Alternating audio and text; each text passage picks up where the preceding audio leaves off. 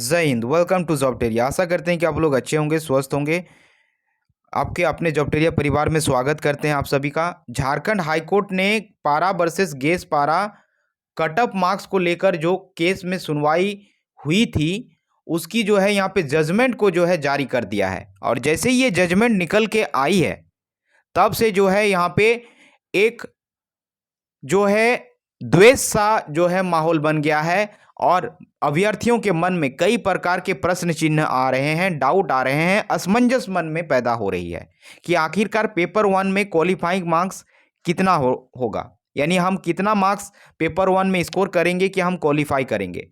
उसके साथ साथ अन्य पेपर में कितना मार्क्स पर मेरिट लिस्ट में शामिल होंगे, इस पे भी बात करेंगे, क्योंकि पारा शिक्षकों के लिए बुरी खबर निकल के आई है। इस जजमेंट से पारा टीचर को काफ़ी ज़्यादा नुकसान झेलना पड़ सकता है, क्योंकि जब नोटिफिकेशन जारी हुई थी तो उस समय पारा शिक्षकों को कहा गया था कि आप लोगों के लिए कट ऑफ मार्क्स जो है ही नहीं, यानी पेपर वन में जो क्वालिफाइंग मार्क्स है, न्यूनतम कट ऑफ मार्क्स आपका कुछ भी नहीं है। लेकिन अब सिनेरियो चेंज हो गई। अब आपको जो है, आप पारा से हैं, गैर पारा से हैं, आपको सिमिलर मार्क्स लाना होगा कैटेगरी वाइज, तभी जो है आप मेरिट लिस्ट में शामिल हो पाएंगे। तो इस वीडियो में सारी डिटेल इंफॉर्मेशन आपको आसान शब्दों में देने वाला हूं, तो अगर आप वीडियो पे बने रहते हैं तो सारी इंफॉर्मेशन आपको जानने और समझने को मिलेगा। तो बने रहिएगा वीडियो में टिल इन तक। पहले मैं आपको समझा देता हूं यहाँ पे कि आपका किस प्रकार से जो है यहाँ पे पारा और गैर पारा के बीच जो है सीट किस प्रकार से है। यहाँ पे अगर आप देखेंगे तो कक्षा 1 to 5 यानी इंटरमीडिएट प्रशिक्षित सहायक आचार्य के लिए 11,000 पोस्ट रखा गया था, और 6 to 8 के लिए भाषा ज्ञान शिक्षक के लिए 4,991 पोस्ट जो है आपको यहाँ पे रखा गया था। उसके साथ साथ 6 to 8 सामाजिक विज्ञान शिक्षक के लिए 5,002 पोस्ट जो है रखा गया था। उसके साथ साथ स्नातक प्रशिक्षित सहायक आचार्य 6 to 8 के लिए विज्ञान और गणित विषय के लिए जो है 5,008 जो है पोस्ट रखी गई है। यानी टोटल अगर आप यहाँ पे पोस्ट की बात करेंगे तो आपका 26,001 पोस्ट आपका निकल के आता है। और ये 26,001 पोस्ट जो है, इसको दो कैटेगरी में डिवाइड किया गया है, एक पारा, दूसरा नॉन पारा। पारा वालों के लिए जो है 50% सीट आरक्षित है। 50% सीट का मतलब है 26,000 का 50% निकालिएगा तो 13,000 जो है सीट जो है सिर्फ और सिर्फ पारा शिक्षक वर्ग के लिए रिजर्व रखी गई है, और गैर पारा के लिए जो है आपका 13,000 यहाँ पे रखी गई है। यानी 13,000 पारा शिक्षक के लिए और 13,000 जो है गैर पारा शिक्षक के लिए, इस तरह से जो है सीटों का बंटवारा हुआ है। अब यहाँ पे समझ लेते हैं कि पेपर वन यानी आपका, अगर आप देखेंगे लेवल 1 यानी कहने का मतलब इंटरमीडिएट प्रशिक्षित सहायक आचार्य, उनके लिए जो है पेपर जो है 3 पेपर का एग्जाम हुआ था। फर्स्ट पेपर आपका पत्र 1 था, जिसमें आपका माध्यमिक परीक्षा में जो आपके मातृभाषा विषय जो थे, यानी मैक्सिमम कैंडिडेट ने हिंदी ही रखा होगा, तो पेपर 1 जो है आपका यहाँ पे क्वालिफाइंग नेचर का था, जिसमें आपका 100 क्वेश्चंस पूछे गए थे 100 मार्क्स के। उसके साथ साथ पत्र 2 क्षेत्रीय और जनजातीय भाषा था, जिसमें 100 क्वेश्चन 100 मार्क्स के पूछे गए थे। उसके बाद आपका थर्ड पेपर जो है निकल के आता है, वो है आपका टोटल, अगर यहाँ पे आप देखेंगे तो इसमें आपका जो है कुल मिलाकर 200 मार्क्स का जो है यहाँ पे पूछा गया था। तो इस तरह से अगर आप देखेंगे तो टोटल सम अप करके पत्र 1, पत्र 2 और पत्र 3 तीनों पेपर मिला के अगर बात करेंगे तो टोटल 400 मार्क्स होते हैं। उसमें से आपका अगर आप यहाँ पे देखेंगे तो 100 मार्क्स जो है पेपर 1 में था, जो कि क्वालिफाइंग था, यानी ये आपका मेरिट में इसका मार्क्स नहीं जुड़ेगा। तो आप देखिए पेपर 1 पे ही जो है यह पारा और गैर पारा ये केस जो सुनवाई हुई है हाई कोर्ट में, इसी मैटर को लेकर हुई है, क्वालिफाइंग मार्क्स को लेकर हुई है। क्योंकि एक जो है नोटिफिकेशन में दो तरह की जो है बातें, दो तरह की जो है चीज़ें, दो तरह के नियम जो है नहीं लागू किया जा सकता। इस बिहाफ पर हाईकोर्ट ने यहाँ पे रिजल्ट जो जारी किया है वो गैर पारा शिक्षक के फेवर में किया है। देखिए यहाँ पे बताया गया है कि प्राथमिक परीक्षा में उत्तीर्ण मातृभाषा विषय में प्राप्त अंक मात्र अहरक यानी क्वालिफाइंग होगा। इस पत्र में न्यूनतम 30% अंक लाना अनिवार्य होगा। अभ्यर्थियों द्वारा इस पत्र में न्यूनतम 30% अंक अर्जित करने के उपरांत उनके अन्य पत्रों की जांच की जाएगी और इसका प्राप्तांक मेधा सूची के निर्माण में हेतु नहीं जोड़ा जाएगा। यानी आपका क्लियर है कि फर्स्ट पेपर क्वालिफाइंग था, 30% मार्क्स स्कोर करना था, तो 100 का 30% आप अगर निकालते हैं, 100 का यहाँ पे 30% निकालते हैं, इसका मतलब आपको यहाँ पे 30% मार्क्स का मतलब 30 मार्क्स लाना अनिवार्य है। चाहे आप पारा से हो या फिर गैर पारा से हो, इस जजमेंट के बाद सब इक्वल हो जाते हैं। सभी को 30 नंबर लाना ज़रूरी है पेपर 1 में, तभी जो है आप पेपर 1 क्वालिफाई कर पाएंगे।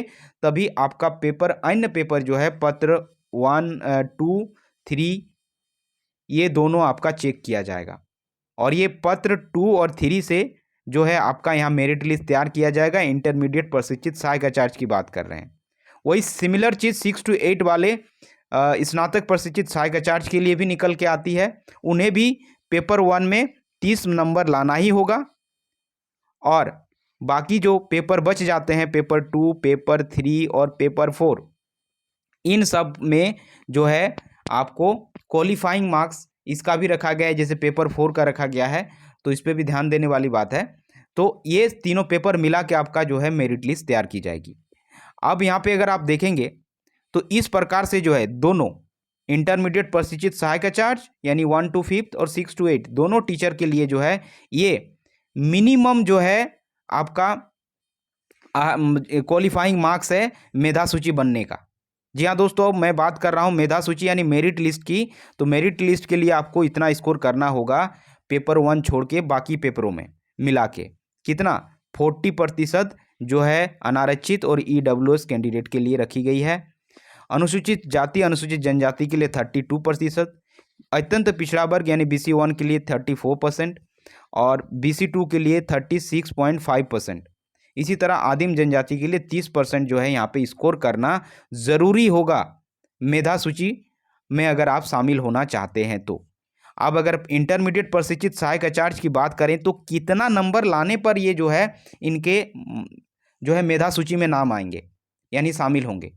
तो देखिए टोटल आपके जो हो जाते हैं, अगर बात करें तो 300 मार्क्स में आपका मेरिट लिस्ट तैयार होगा, क्योंकि पेपर 1 तो आपका क्वालिफाइंग था तो उसके तो मार्क्स जुड़ेगा नहीं आपका मेधा सूची में। तो 300 नंबर में जनरल अगर कैटेगरी से आप आते हैं तो आपको 40% स्कोर करना होगा। तो 40% का मतलब होता है 120 नंबर, यानी जनरल वालों को 120 नंबर 1 to 5 वाले सहायक आचार्य के मेधा सूची में शामिल होने के लिए स्कोर करना पड़ेगा। वहीं अगर बात कर लेते हैं आपका ST SC कैंडिडेट के लिए, तो आपका ST SC कैंडिडेट के लिए 32% रखा गया है। तो 32% अगर आप यहाँ पे 300 का निकालेंगे तो आपको कितना स्कोर करना पड़ेगा? 96 मिनिमम स्कोर करना पड़ेगा मेधा सूची में शामिल होने के लिए।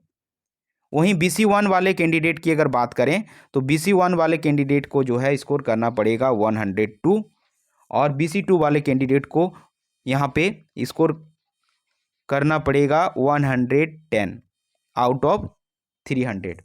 उसके साथ आदिम जनजाति को वाले कैंडिडेट को 90 मार्क्स लाना अनिवार्य होगा मेधा सूची में जो है शामिल होने के लिए। इसी प्रकार 6 to 8 वाले स्नातक प्रशिक्षित सहायक आचार्य अभ्यर्थी गण भी यहाँ पे देख सकते हैं। उनको जो है टोटल 4 पेपर का एग्ज़ाम हुआ था और टोटल मार्क्स जो है 480 जो है उसमें बन रहे हैं। उसमें से आपका फर्स्ट पेपर जो था आपका इसमें भी क्वालिफाइंग था, यानी आपका फर्स्ट पेपर 30 नंबर आपको लाना ज़रूरी है। तो 100 नंबर वहाँ से आप एलिमिनेट कर दीजिए, तो टोटल आपका मेधा सूची जो तैयार किया जाएगा 6 to 8 वालों के लिए 380 नंबर पर तैयार किया जाएगा। अब उसके हिसाब से आप यहाँ पे देख लें कि आपको जो है कैटेगरी वाइज आप यहाँ पे अपने खुद से जो है यहाँ पे कैलकुलेट करके निकाल सकते हैं कि आप अगर जनरल से हैं EWS कैटेगरी से आते हैं तो 40% आपको स्कोर करना मस्ट होगा। ST SC के लिए 32%, BC1 के लिए 34% और BC2 के लिए 36.5%, आदिम जनजाति के लिए 30%। इतना मिनिमम जो है आपको मार्क्स लाना होगा मेधा सूची में शामिल होने के लिए।